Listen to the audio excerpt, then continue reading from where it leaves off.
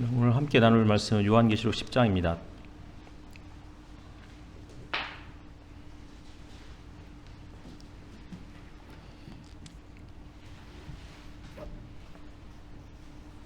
요한계시록 10장 1절부터 11절까지 읽도록 하겠습니다.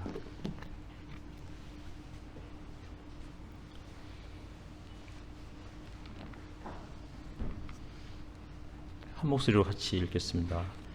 시작. 또 나는 힘센 다른 천사 하나가 구름에 쌓여서 하늘에서 내려오는 것을 보았습니다. 그의 머리 위에는 무지개가 둘려 있고 그 얼굴은 해와 같고 발은 불기둥과 같았습니다. 그는 손에 작은 두루마리 하나를 펴서 들고 있었습니다. 그는 오른발로는 바다를 디디고 왼발로는 땅을 디디고 서서 마치 사자가 울부짖듯이 큰 소리로 부르짖었습니다. 그가 부르짖으니 일곱 천둥이 각각 제 소리를 내면서 말하였습니다. 그 일곱 천둥이 말을 다하였을 때에 나는 그것을 기록하려고 하였습니다. 그때 나는 하늘로부터 나오는 음성을 들었는데 그 일곱 천둥이 말한 것을 인봉하여라, 그것을 기록하지 말아라 하였습니다. 그리고 내가 본 그 천사, 곧 바다와 땅을 디디고 서 있는 그 천사가 오른손을 하늘로 쳐들고 하늘과 그 안에 있는 것들과 땅과 그 안에 있는 것들과 바다와 그 안에 있는 것들을 창조하시고 영원 무궁하도록 살아계시는 분을 두고 이렇게 맹세하였습니다. 때가 얼마 남지 않았다. 일곱째 천사가 불려고 하는 나팔 소리가 나는 날에는 하나님께서 하나님의 종 예언자들에게 전하여 주신 대로 하나님의 비밀이 이루어질 것이다. 하늘로부터 들려온 그 음성이 다시 내게 말하였습니다. 너는 가서 바다와 땅을 밟고 서 있는 그 천사의 손에 펴 있는 작은 두루마리를 받아라. 그래서 내가 그 천사에게로 가서 그 작은 두루마리를 달라고 하니 그는 나에게 말하기를 이것을 받아 먹어라. 이것은 너의 배에는 쓰겠지만 너의 입에는 꿀같이 달 것이다 하였습니다. 나는 그 천사의 손에서 그 작은 두루마리를 받아서 삼켰습니다. 그것이 내 입에는 꿀같이 달았으나 먹고 나니 뱃속은 쓰라렸습니다. 그때에는 여러 백성과 민족과 언어와 왕들에 관해서 다시 예언을 하여야 한다 하는 음성이 내게 들려왔습니다.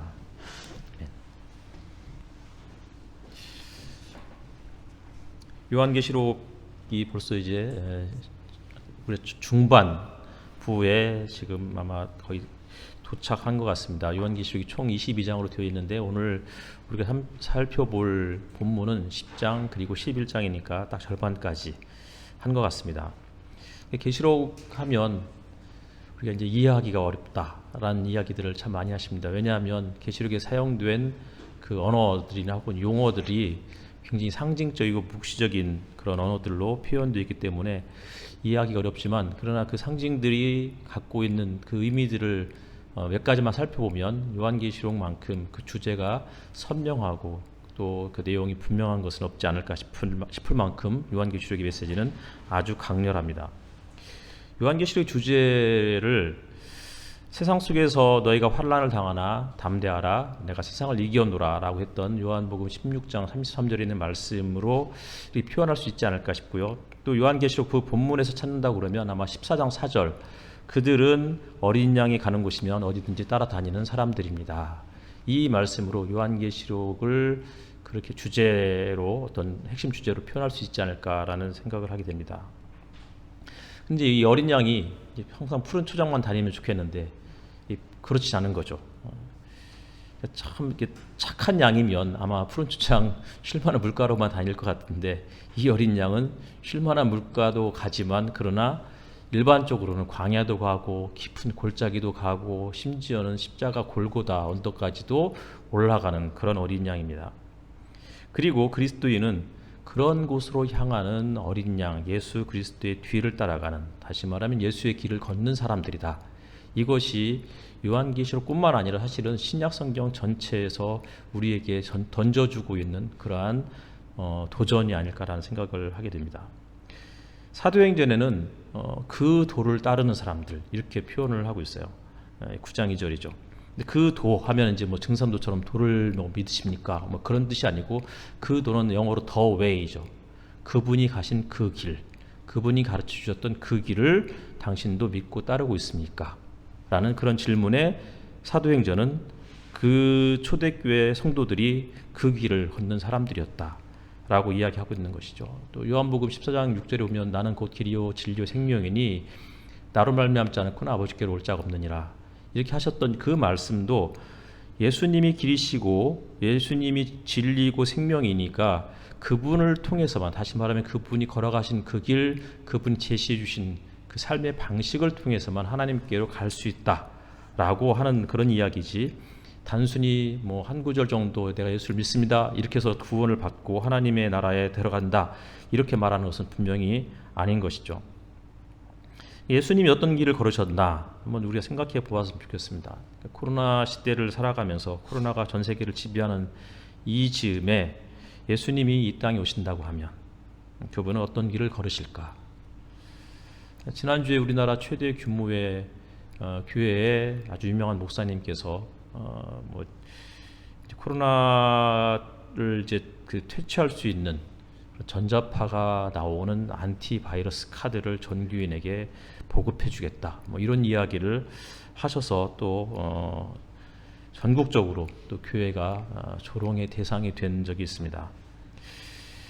예수님이라면 과연 그런 말씀하셨을까? 이런 터무니없는 얘기를 어떻게 그 많은 사람들이 70만 명이라는 그 신도수를 자랑하는 그 교회가 다 참석은 하지 않았겠지만 어쨌든 간에 그 많은 사람들이 그런 이야기를 어떻게 믿을 수 있을까? 혹은 그런 이야기를 듣고도 그냥 잠잠하고 가만히 있을 수 있을까라는 생각을 해보면 참 도무지 이해하려고 해도 이해가 잘 안 되는 그러한 내용들입니다. 주보에도 썼지만 우리가 신앙생활을 하는 것은 우리가 이성의 어떤 판단을 중지한다라는 그런 뜻은 분명히 아닌 것이죠. 그러니까 독일의 철학자였던 에드문드 투설이 했던 이야기가, 그 사람이 일종의 이제 현상학을 처음 시작했던 사람이었는데 어떤 사건이나 어떤 사태가 있으면 대부분의 사람들은 자기가 그동안 경험했던 삶의 방식 혹은 자신의 갖고 있던 사고의 틀, 그것으로 어떤 그 현상이라든지 사태를 해석하는 그러한 습성들이 있다는 것이죠. 그런데 그런 습성들을 중지해야만 객관적이고 그래도 합리적인 그러한 어떤 과학이라든지 사고를 할 수 있다, 이런 얘기를 하는 거죠. 그러니까 우리 눈앞에 고양이가 한 마리 있는데 저 고양이가 어렸을 때 저를 핥혔던 고양이다 라고 하면, 어렸을 때부터 그 고양이에게 해코지를 당하거나 고양이가 핥혔거나 이러면 수많은 다른 고양이를 봐도 굉장히 지레 겁을 먹고 소설하시게 놀라는 것이죠. 우리 교회에도 이 모모 자매님이 계시는데 그 자매님이 고양이나 개만 보면은 정말 그렇게 빠르게 도망가시는, 그렇게 진짜 잽싼 분인 줄을 그걸 보면 알 수 있을 것 같아요. 근데 어렸을 때 그런 어떤 나름의 상처들이 있는 거죠. 그러니까 세상의 모든 고양이는 다 악해라고 말하면 안 된다는 거죠. 또 어떤 사람은 고양이가 사랑스럽게만 보이는 거예요. 또 어떤 사람은 고양이를 그냥 포유류과의 4발 달린 짐승이야 라고 하면서 아주 생물학적인 접근을 한 사람도 있을 거예요. 또 어떤 사람은 고양이는 아군 혹은 애군을 몰고 오는 그런 신화 속의 그런 부정적인 그런 짐승으로 생각하는 사람들도 있을 수 있습니다. 저희가 어렸을 때는 그 길거리에 검은 고양이가 머리 위를 지나가면 그 사람은 죽는다, 이런 이야기들을 이제 여러 번 들었었으니까요. 자기 경험이나 관심사에 따라서 고양이를 판단하거나 규정하는 이런 일들은 아마 정당한 일이 분명히 아닐 것입니다. 그러니까 예를 들어서 고양이가 이로운 동물이다 라는 그런 명제는 사실은 그러니까 그거는 사실은 합리적이고 객관적인 그런 명제는 분명히 아닌 거죠. 고양이가 이로울 수도 있고 해로울 수도 있는 거니까요. 그래서 이제 후설은 어떤 자기 주관적인 경험이라든지 지향성에 따라서 사물이나 사건이나 사태를 판단하는 이런 일들을 중지해라. 판단 중지. 독일어인지 모르겠지만 아마 이게 독일어가 아니고 헬라어였던 것 같은데 에포케라고 이렇게 불렀어요. 가로를 딱 쳐놓고 이런 것들을 다 가로에 묶어놓고 그 다음에 여러 다양한 관점에서 어떤 현상들을 바라보자라는 거예요. 이것을 신앙의 영역에도 우리가 적용해 볼 수 있는 거라고 생각이 들어요. 그러니까 어렸을 때 혹은 우리가 젊었을 때 했던 신앙의 경험들이 사실은 아주 소중한 경험들이라고 생각을 해요. 예수를 믿으면서 방언을 했던 분들은 그 방언의 경험들이 신앙생활을 하게 하는데, 그리고 신앙생활을 유지하는데 큰 역할을 했던 거죠. 어떤 사람들은 금식 기도를 정말 정기적으로 하신 분들은 금식 기도를 통해서 또 수많은 은혜를 받았던 거잖아요. 그런데 그런 나의 주관적 경험이 다른 사람들을 판단하는 기준이나 준거가 되어서는 안 된다는 것이죠. 내가 방언을 했고 방언을 해서 큰 체험, 우리 흔히 교회에서 말하는 은혜를 체험을 했으니 그것을 하지 않는 사람들은 신앙이 없거나 미숙한 사람이다 라고 그렇게 규정하는 것은 아주 이제 일종의 이제 그 후설이 얘기했던 판단 중지를 요구하는 그러한 대상이 아닐까 싶습니다. 저는 어떤 금식을 일주일 정도 해본 적은 있었는데, 일주일을 금식하고 나서는 진짜 하루 한 끼도 금식하지 못하는 사람들 보면 저렇게 믿음 없는 사람이라고 생각했던 때도 있었고, 또 한편으로 제 선배가 있었는데 40일 금식하고 왔어요. 정말 그분의 한마디, 그냥 농담 한마디 툭 던져도 그분의 그 웅숭 깊은 그 어떤 표현이, 야, 어떻게 저렇게 깊은 정말 심오한 이야기를 할 수 있을까? 나도 언젠가 40일 금식 기도를 해야 되겠다, 이런 생각을 하게 하는 거죠. 이제 이런 것들이 개인의 어떤 그리스도인 한 개인에게 적용되는 것뿐만 아니라 이게 목회자에 가면 훨씬 더 그게 그 파장력이 커지는 것 같습니다. 차별이라든지 혐오 발언을 내뱉으면 그냥 무비판적으로 받아들이거나 아무런 문제의식 못 느끼고 수용하는 사람들, 그런 분들의 공통점은 이렇죠. 그런 거죠. 우리 목사님이 그런 뜻으로 분명히 말씀하시는 건 아닐 거야. 분명히 우리 목사님은 원래 이렇게 말씀하시지만 이렇게 좀 혐오적인 발언들을 하실 수는 있지만, 그러나 원뜻은 그런 게 아닐 거야 라고 생각하면서 스스로를 합리화시켜 주는 거죠. 특별히 대형교회 목사의 그런 말이라고 그러면 그런 현상들은 더욱더 심화될 것입니다. 수십만의 신도들이 모이는 교회에서 그런 설교를 듣고 아무런 문제의식을 느끼지 못하거나 맹목적으로 믿는 이런 것을 후설의 표현에 의하면 현상학적 환원주의에 빠지는 것이다, 이렇게 이야기하고 있습니다. 그러니까 자신의 경험이 중요하죠. 하지만 그 경험이 전부는 아닙니다. 우리의 신앙은 계속해서 성장과 성숙을 향해서 나아가야 되는데, 내가 어렸을 때 경험했던 그 경험이 모든 것이, 그 신앙의 모든 것이라고 생각해서, 전부라고 생각해서 계속적으로 그것만 추구하다 보면 결국은 신앙의 독단주의에 빠질 가능성이 거의 99%, 100%가 아닐까 싶습니다. 목사의 말은 무조건 옳다는 식의 그런 이성의 판단 중지가 아니라, 비록 자신의 경험이 어떤 아주 중요했고 내 신앙생활을 시작하게 했던, 그리고 유지하게 했던 소중한 경험이었을지라도 그 이후에 더 깊은 차원으로 한 단계 더 나아가는 어떤 도약, 이런 것들이 우리에게 요구되는 것은 아닐까 싶습니다. 사도행전 17장에 있는 말씀처럼 베레아에 있는 사람들은 데살로니가에 있는 사람들보다 더 너그러워서 간절한 마음으로 말씀을 받고 그것이 그러한가 하여 날마다 성경을 상고했다라고 되어 있습니다. 그러니까 성경을 대하거나 신앙생활을 할 때 제일 중요한 것은 첫 번째 간절한 마음이겠죠. 간절한 마음으로 접근을 해야 됩니다. 그러나 간절한 마음만 있어서는 또 안 되는 것이죠. 뭐가 있어야 돼요? 상고하는 게 필요한 거죠. 상고를 영어로 찾아봤더니 이그제민이라고 되어 있어요. 우리 맨날 이그제미네이션 많이 들어봤잖아요. 시험인 거잖아요. 시험. 중간고사, 기말고사 이런 시험을 치르는 이유가 뭐예요?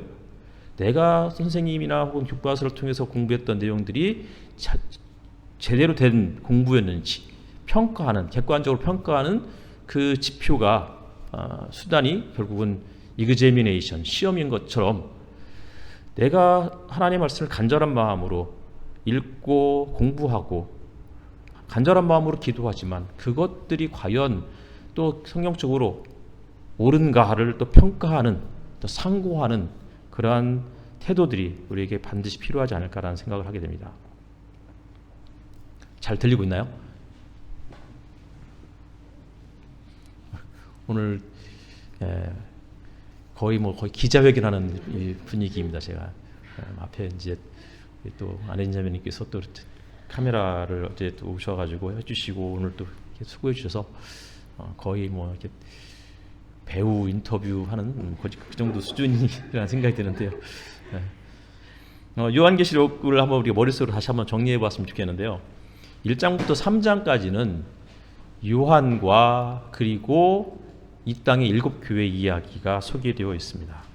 다시 말하면 이 땅 요한과 7교회로 상징되는 이 땅에 고난받는 그리스도인의 실존적 모습이 묘사되어 있습니다. 4장과 5장으로 가면 갑자기 땅이 그 주된 장면이었다가 이제는 하늘로 그 장면이 전환이 되죠. 하늘 성소, 하늘 성전 혹은 하늘 교회에 한가운데 앉아 계신 하나님과 어린 양 예수, 그리고 그 주변에 앉아 있는 4마리의 짐승과 24 장로, 그들 앞에 서 있는 요한. 이 어린 양이 오른손에 들고 있었던 봉인을 떼는 장면이 6장인데 첫 번째 7봉인 중에서 6봉인을 떼는 거죠. 6장은. 근데 이제 5째 인을 떼실 때 하나님의 말씀을 증언하다가 죽임을 당한 사람들이 어린 양에게 탄원하죠. 언제까지 기다려야 됩니까? 그리고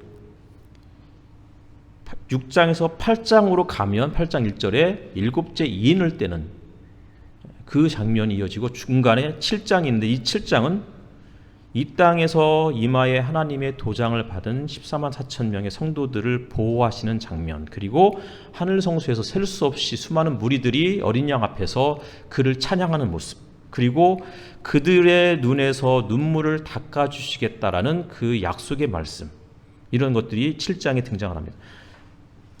그러니까 4장부터 5장이 하늘 성소에서 심판을 준비하는 그런 내용들이 그 소개가 되어 있고 6장에서부터 하늘 성소에서부터 이 땅을 향한 이제 7봉인 중에 6봉인들이 하나씩 차례대로 그렇게 떼지면서 이 땅의 장면들이 이제 소개가 되고 있는 거죠. 이 땅이 어떻게 심판을 받을 것인지.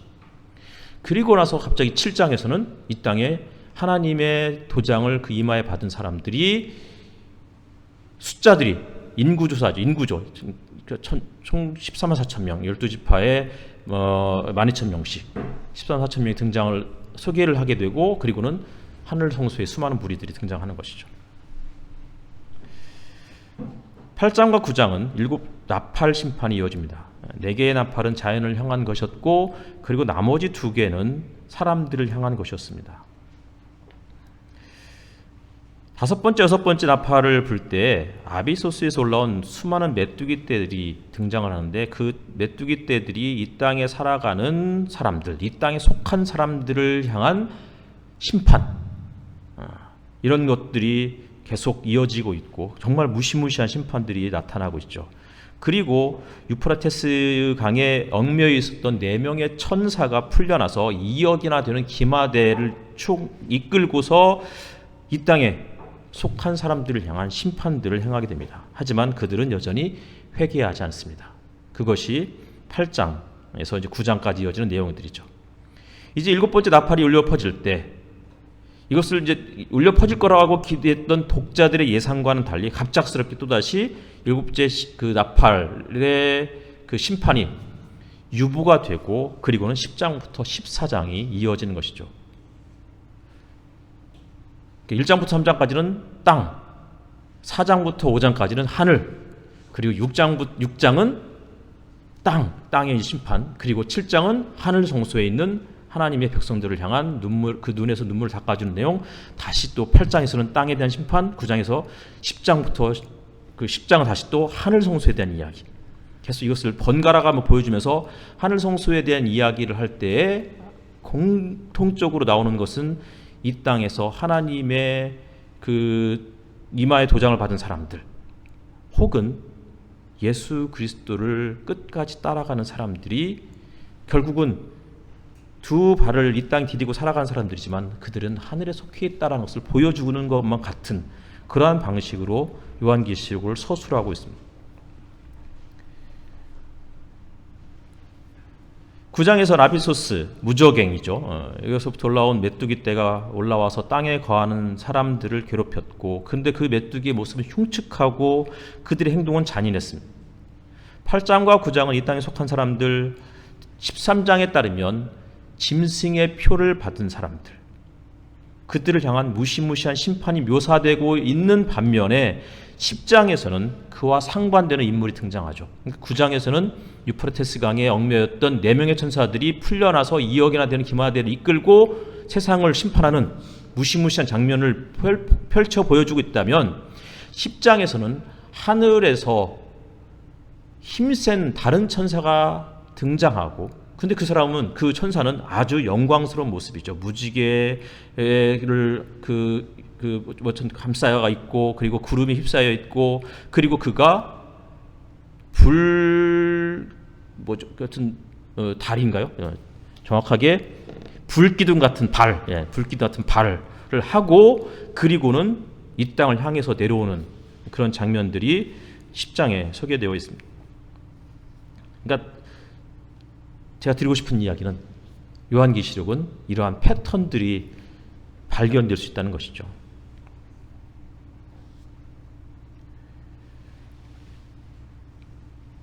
다니엘 7장과도 아주 유사한 장면입니다. 다니엘 7장에서는 바다에서 큰 짐승 4마리가 올라오는데, 사자 모습의 독수리 날개를 가졌고 사람의 심장까지 가진 그런 짐승, 그리고 곰이 있는데 갈빗대 3개를 물고 서 있는 그러한 짐승, 세 번째 짐승은 표범처럼 생겼는데 날개가 4개를 달고 있는 것이죠. 그리고 마지막 짐승이 있는데 그가 사납고 무섭고 힘이 센 놈인데 새로 된 이빨에 뿔이 10개이고 그 각 뿔에는 눈이 달려 있습니다.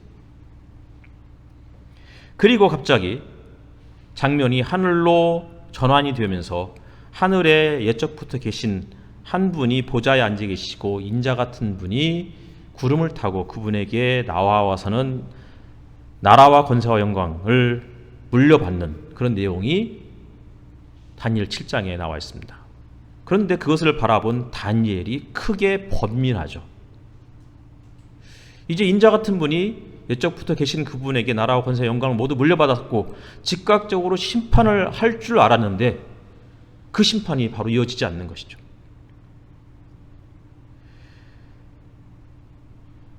네 번째 짐승이 성도들을 향해서 전쟁을 일으키고 짓밟고 그들을 으스러뜨리는데,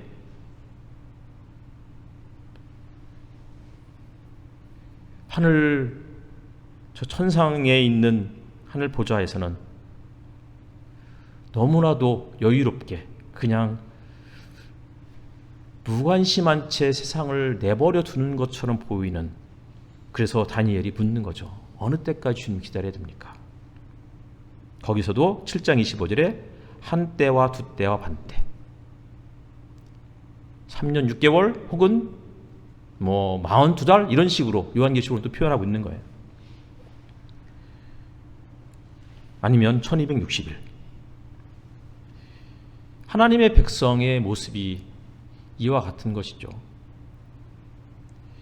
이 땅에 살아가는데, 이 땅에서 하나님의 백성으로 살아가면서 정말 고군분투하고 있는 중인데, 하나님은 분명히 하늘에서는 뭔가 심판을 준비하시고 계시는 것 같은데, 그렇게 믿는데 그게 언제까지인지를 잘 모르는 것이죠. 그때 요한계시록이든 다니엘이든 우리에게 해주는 말씀은 한 때와 두 때와 반 때, 42달 혹은 3년 6개월 기다리라. 그 이후에 모든 것들이 최종적으로 다 완성될 것이다 라는 그런 말씀들을 해주고 있는 것입니다. 그러면서 10장 그 후반부에 가면은 이제 하나님의 말씀, 작은 두루마리를 요한에게 건네주고 그것을 먹으라고 이렇게 이야기합니다. 그래서 그것을 먹었는데 배는 쓰라렸고 그러나 입에는 달콤했다라고 이렇게 말씀하고 있습니다. 그리스도인으로 살아가면서 이 땅에 살아가는 현실이 그런 것이죠. 그리스도인뿐만 아니라 그냥 일반 힘없는 그 서민들이 특히 요즘 같은 시대에 살아가는 것은 정말 고달픈 인생인 거죠.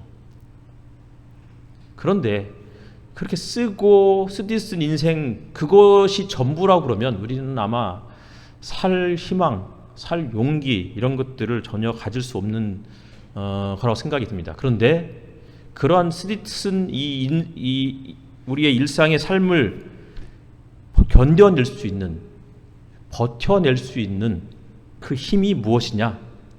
그게 우리 입에 달콤한 하나님의 말씀이다라고 이야기해주고 있는 것만 같습니다.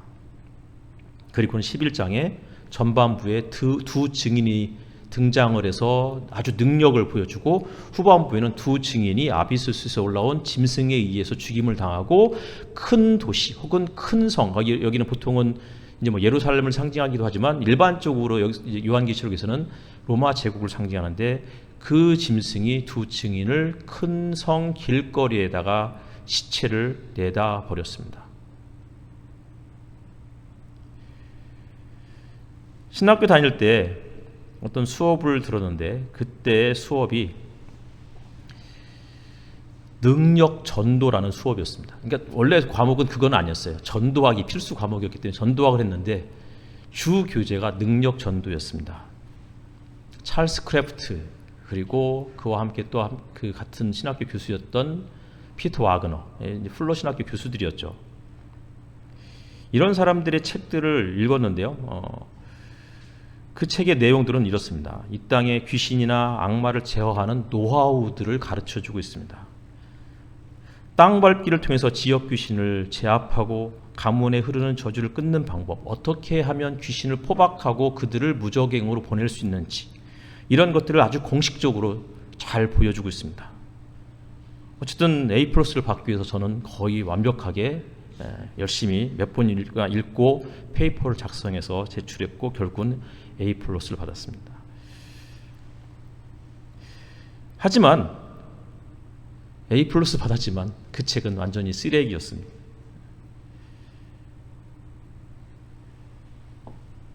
신앙은 그런 게 아니죠. 예수께서 능력을 행하시지만 동시에 마귀로부터 그 받는 유혹, 돌을 빵으로 만들라는 그런 유혹들을 물리칠 수 있는 것이 신앙인 거예요. 능력을 행하는 것이 중요하긴 하죠. 그런데 능력을 행하는 것보다 더 중요한 것은 무엇이냐면 그 능력을 누구를 위해서 사용하느냐, 이게 훨씬 더 중요한 거라고 생각이 들어요. 여러 번 말씀드렸지만 썩은 일을 금리로 바꾸는 일, 그게 정말 놀라운 일이죠. 저도 그런 거 한번 봤으면 좋겠는데. 그런데 썩은 일을 금리로 바꾸고 하늘에서 금가루가 떨어지는 게 그런 것들이 뭐가 중요한지 잘 모르겠어요. 그 금가루를 모아서 정말 내다 팔 수 있는 건지도 잘 모르겠지만 우리는 썩은 일을 금리로 바꿀 수 있는 능력이 없어요. 저는 심지어는 뭐 이렇게 38도 약간 미열이 나는 아이를 기도해서 37도, 36.5도로 떨어뜨릴 수 있는 능력조차도 없어요. 그래서 제가 사실 난수기도를 잘 안 하는 이유가 그런 거죠. 해도 별 효과가 없으니까. 근데 저만 그런가요? 우리 전도사님 보니까 거의 비슷한 것 같아요. 아마 했으면 벌써 했겠죠. 근데 뭐 종종 뭐 교인들 중에 뭐 빨리 코로나를 시켜달라는 그런 기도를 빨리 좀 하라고 저한테 이제 농담 삼아 툭툭 던지는 분도 있어요. 문모모 자매라고 있는데 제가 그런 거 했었으면 아마 벌써 노벨 의학상 이런 거 받지 않았을까 싶어요. 우리는 썩은 일을 금리로 바꾸고 하늘에서 금가루가 떨어지게 하는 능력은 분명히 없어요. 그런 기적을 보여주고 싶은 욕망은 분명히 있어요.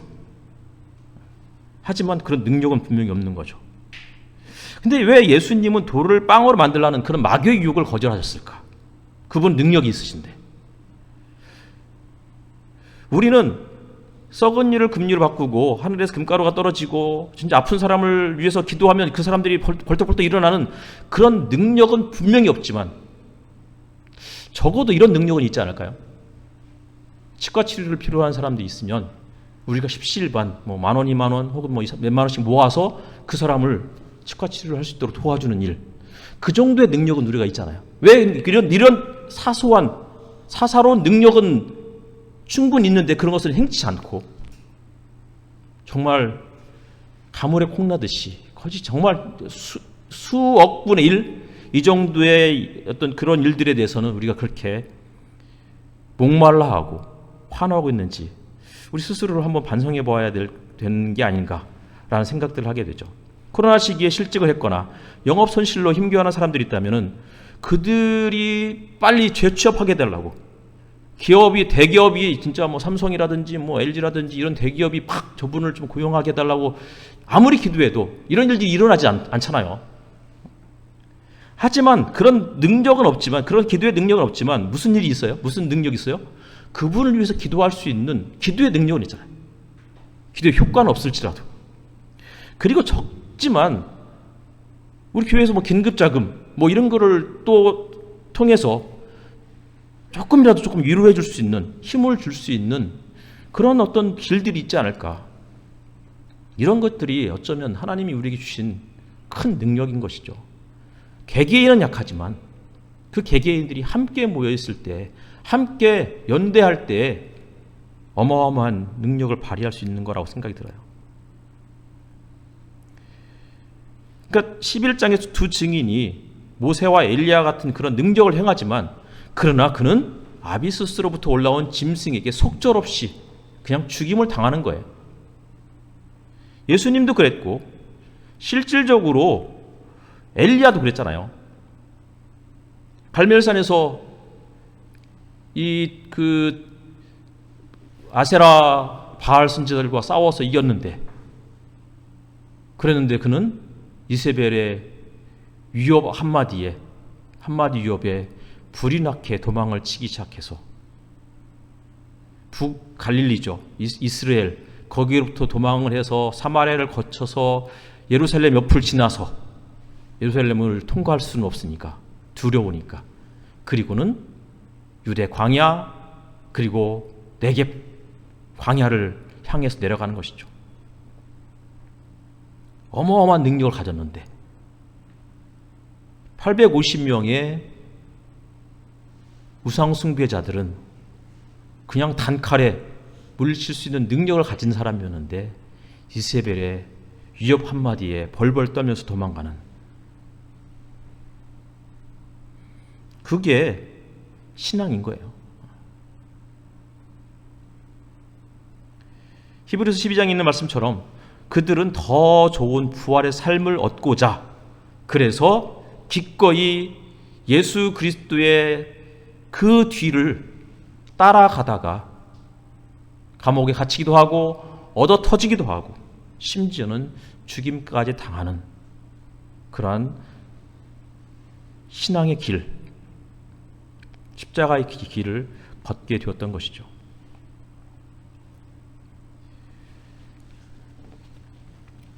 (11장에) 보면 아비스스로부터 올라온 짐승이 두 증인을 죽였을 때 이 땅에 있는 수많은 사람들이 너무나 좋아하면서 함께 선물을 교환하는 내용들이 나옵니다. 두 증인은 분명 교회를 상징하는 것일 텐데 하나님의 뜻을 하나님의 어떤 그 복음을 증거하다가 그렇게 죽임을 당한 그들을 바라보면서 이 땅에 속한 사람들이 너무나 행복해하고 즐거워해서 선물을 교환하는 모습들. 근데 지금은 정반대인 거죠. 교회가 엉뚱한 짓거리를 자꾸 하다가 결국은 이 땅에 웃음거리로 전락해버렸던 거죠.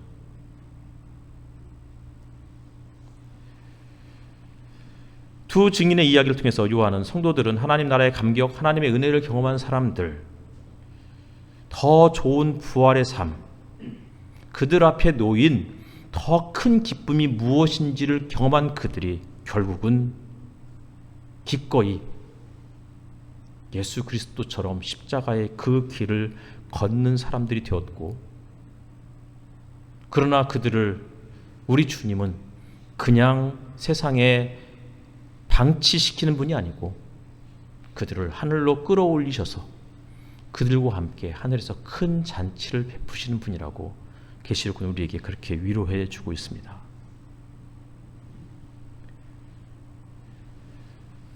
밭에 감추인 보화를 발견한 자가 너무나 기뻐해서, 크게 기뻐해서 자기가 가진 모든 것, 집으로 돌아와서 자기가 가진 모든 것을 다 팔아서 그 밭을 샀다라는 그러한 예수님의 비유처럼 하나님의 나라를 맛본 사람들, 우리가 전에 했던 그 신앙의 체험, 그런 것들은 체험이 주는 기쁨이 아니고요, 그것에서 멈추는 것이 아니고 그 체험이 우리에게 주는 그 의미가 무엇인지를 다시 깊이 생각해보고 하나님 나라가 어떠해야 하는지,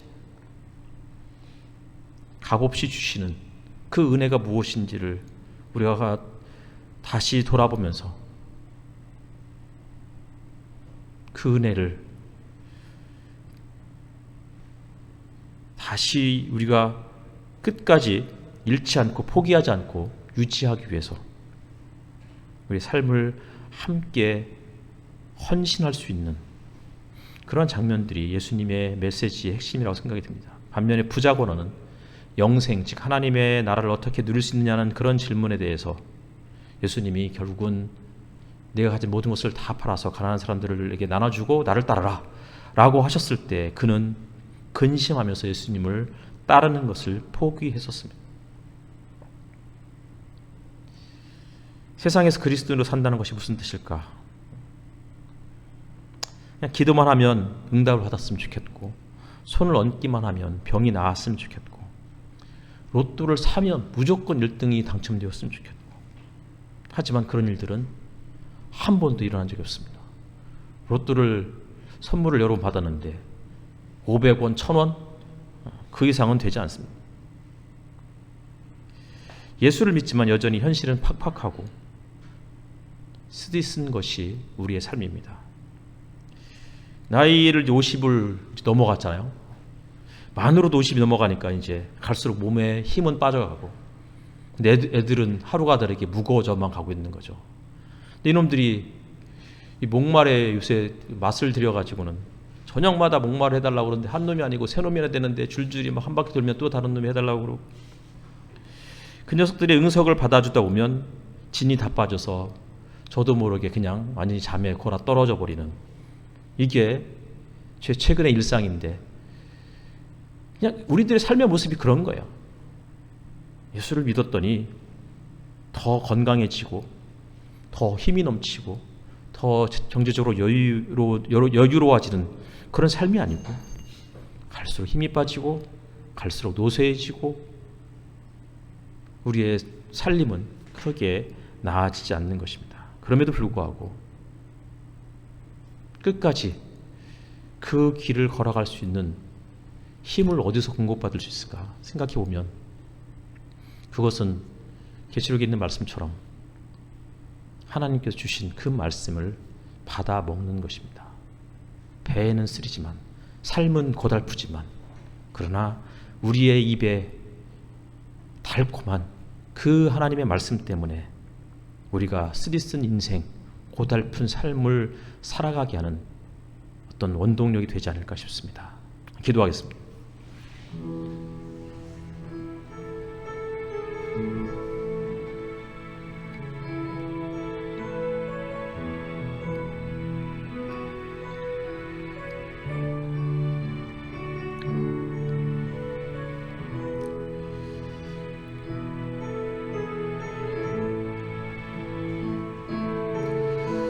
하나님 감사합니다. 아버지 하나님, 우리가 예수를 믿으면서 달라지는 삶이 무엇인지 우리 스스로를 돌아봅니다.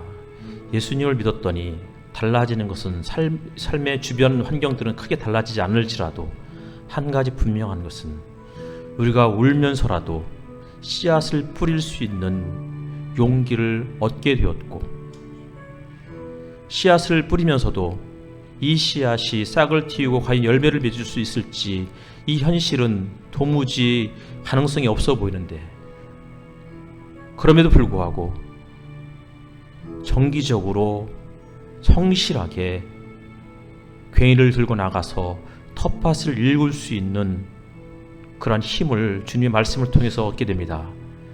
하나님, 코로나 이 시기를 살아가면서 성도들 한 사람 한 사람을 위로해 주시고 그 위로의 말씀을 통해서 우리 성도들이 이 현실을 이겨낼 수 있고 버텨낼 수 있는 은혜를 허락하여 주시옵소서.